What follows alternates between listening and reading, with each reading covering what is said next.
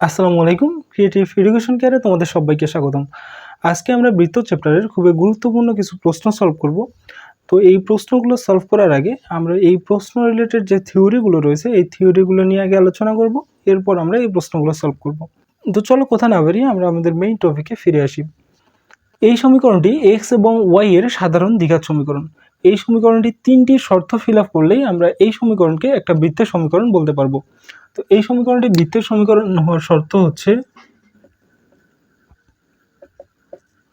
এক নম্বর শর্ত হচ্ছে এখানে এক্স স্কোয়ার এবং ওয়াই স্কোয়ারের যে সহগগুলো রয়েছে এক্স স্কোয়ার এবং ওয়াই স্কোয়ারের সহগ সমান হবে। এখানে এক্স স্কোয়ারের সহগ হচ্ছে এ এবং এখানে ওয়াই স্কোয়ারের সহগ হচ্ছে বি, অর্থাৎ এখানে এ আর বি সমান হতে হবে। দুই নম্বর যে শর্তটি রয়েছে সেটা হচ্ছে এখানে কোনো এক্স ওয়াই সংবলিত পদ থাকা যাবে না।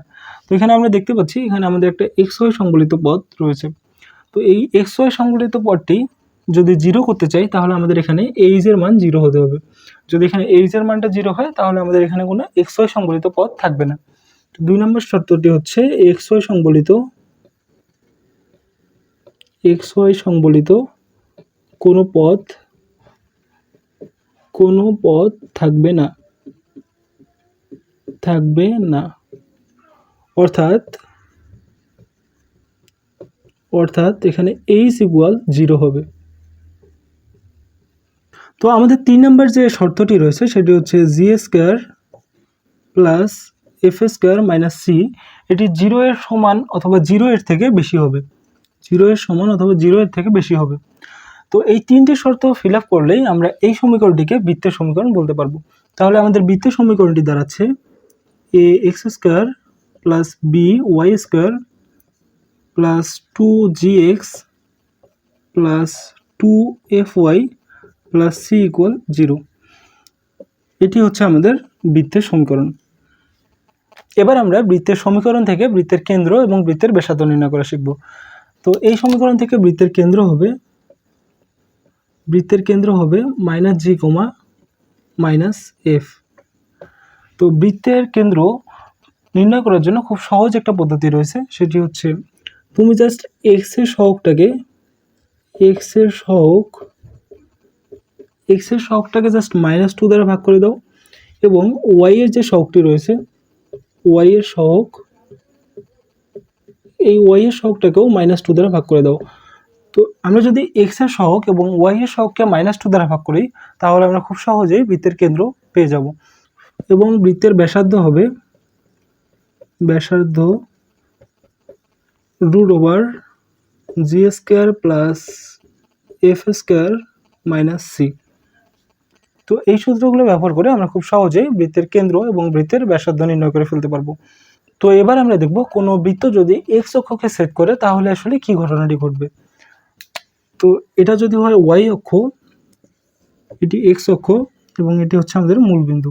তো আমাদের বৃত্তটির অবস্থান যদি হয় এরকম, অর্থাৎ বৃত্তটি যদি এক্স অক্ষকে সেট করে তাহলে আমাদের এই ছেদাংশ বা কর্তিতাংশর দৈর্ঘ্যটা হবে two root over g square minus C. ঠিক একইভাবে যদি কোনো বৃত্ত ওয়াই অক্ষকে সেট করে তাহলে আমাদের এই কর্তিতাংশটি দাঁড়াবে two root over f square minus c. এবার যদি বৃত্তটি এক্স অক্ষকে স্পর্শ করে তাহলে আমরা এখান থেকে এক্স অক্ষে কর্তিতাংশ পাচ্ছি 0। তো এখান থেকে আমরা লিখতে পারি two root over g square minus c equal 0। এখান থেকে আমরা পাচ্ছি জি স্কোয়ার ইকুয়াল সি। এই অংশটুকু আমাদের ঠোঁটস্থ রাখতে হবে। ঠিক একইভাবে বৃত্তটি যদি ওয়াই অক্ষকে স্পর্শ করে তাহলে আমরা এখানে ওয়াই অক্ষে কর্তিতাংশ পাবো 0। তো এখান থেকে আমরা লিখতে পারি two root over f square minus c equal 0। এখান থেকে আমরা পাচ্ছি এফ স্কোয়ার ইকুয়াল সি। এই অংশটুকু আমাদের ঠোঁটস্থ রাখতে হবে। এবার আমরা আসি আমাদের বৃত্তের কেন্দ্র যদি হয় এইচ কমা কে। বৃত্তের কেন্দ্র এইচ কমা কে বলতে আমরা কি বুঝি? বৃত্তের কেন্দ্র এইচ কমা কে বলতে আমরা বুঝি আমাদের এই অংশটুকু দূরত্ব হচ্ছে এইচ এবং এই অংশটুকু দূরত্ব হচ্ছে কে। এখান থেকে আমরা বলতে পারি আমাদের বৃত্তের ব্যাসার্ধ হচ্ছে কে। অর্থাৎ বৃত্তটি যখন এক্স অক্ষকে স্পর্শ করছে তখন বৃত্তের ব্যাসার্ধ দাঁড়াচ্ছে বৃত্তের কেন্দ্রের কোটির সমান। ঠিক একইভাবে এই বৃত্তের কেন্দ্র যদি হয় এইচ কমা কে, বৃত্তের কেন্দ্র এইচ কমা কে বলতে আমরা বুঝি আমাদের এই অংশটুকু দূরত্ব হচ্ছে এইচ এবং এই অংশটুকু দূরত্ব হচ্ছে কে। এবার তুমি একটু খেয়াল করো, আমাদের এই অংশটুকু দূরত্ব যা, এই অংশটুকু দূরত্ব ঠিক একই। তো এখান থেকে আমরা বলতে পারি বৃত্ত যখন এক্স অক্ষকে স্পর্শ করবে, এক্স অক্ষকে স্পর্শ করলে বৃত্তের ব্যাসার্ধ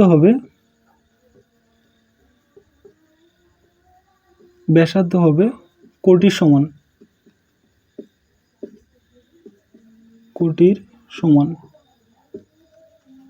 ঠিক একইভাবে বৃত্ত যখন ওয়াই অক্ষকে স্পর্শ করবে, ওয়াই অক্ষকে স্পর্শ করলে বৃত্তের ব্যাসার্ধ হবে ভুজের সমান। এখানে আমাদের প্রথমে যে ম্যাটটি দেওয়া আছে এটি জাহাঙ্গীরনগর ইউনিভার্সিটি 23 সেশনে এসেছে। এখানে আমাদের বলা আছে কে এর কোন মানের জন্য এই সমীকরণটি একটি বৃত্তের সমীকরণ হবে।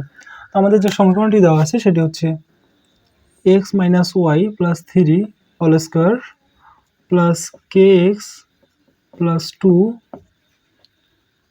Into y minus 1। তো আমাদের প্রথমেই আগে এই সমীকরণের বিস্তৃতি করতে হবে। তো এখানে আমরা বিস্তৃতি করলে পাচ্ছি x square plus y square plus z square plus 2y minus 2 equal 0। তো এখান থেকে আমরা পাচ্ছি x square plus y square plus 9 minus 2 equal 0। আমরা একটু আগেই দেখে এসেছিলাম বৃত্তের সমীকরণে কোনো এক্স ওয়াই সম্বলিত পদ থাকবে না। তো এই সমীকরণে আমরা দুইটি এক্স ওয়াই সম্বলিত পদ দেখতে পাচ্ছি, minus 2xy plus k x Y. তো বৃত্তের সমীকরণ হওয়ার জন্য অবশ্যই এই এক্স ওয়াই সম্বলিত পদগুলোর সমষ্টি শূন্য হতে হবে। তো এখান থেকে আমরা পাচ্ছি minus 2xy plus k x Y equal 0। তো এখান থেকে আমরা যদি এক্স ওয়াই কমন নিই তাহলে পাচ্ছি কে মাইনাস 2 ইকুয়াল 0। তো এখান থেকে আমরা কে ইকুয়াল লিখতে পারি 2। তো আমরা দেখতে পাচ্ছি আমাদের সঠিক অ্যান্সার হচ্ছে ডি।